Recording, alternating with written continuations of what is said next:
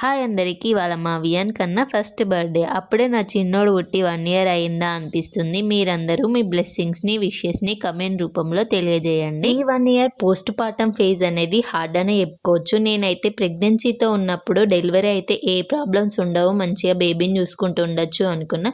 But మనం ఊహించుకున్నట్టుంటే life ఎందుకు అవుతుంది, ఆ ఫేజ్ని దాటొస్తేనే తెలుస్తుంది కదా మనం ఊహించుకున్నంత అందంగా ఏది ఉండదు అని. ఈ 1 ఇయర్లో నేను గమనించింది ఏంటంటే మనకు ఉద్దర సలహాలు ఇచ్చేటోళ్ళు చాలామంది ఉంటారు. అలాంటి ఉద్దర సలహాలు ఎప్పటికీ తీసుకోవద్దు, జస్ట్ విని వదిలేయాలి. మనం తెలుసుకోవాల్సింది ఏంటంటే every kid is different. Pregnancy ఫేజ్లో అయినా పోస్ట్ పార్టమ్ ఫేజ్లో అయినా హస్బెండ్ సపోర్ట్ అనేది ఖచ్చితంగా ఉండాలి.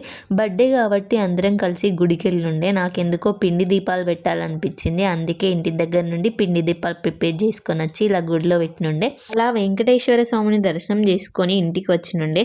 నెక్స్ట్ వీడియోలో చిన్నోడి బర్త్డే సెలబ్రేషన్స్ ఎలా జరుపుకున్నాం అనేది చూపిస్తాను. వీడియో నచ్చిందా? నచ్చితే do like, share, comment and subscribe to Anuven tiles.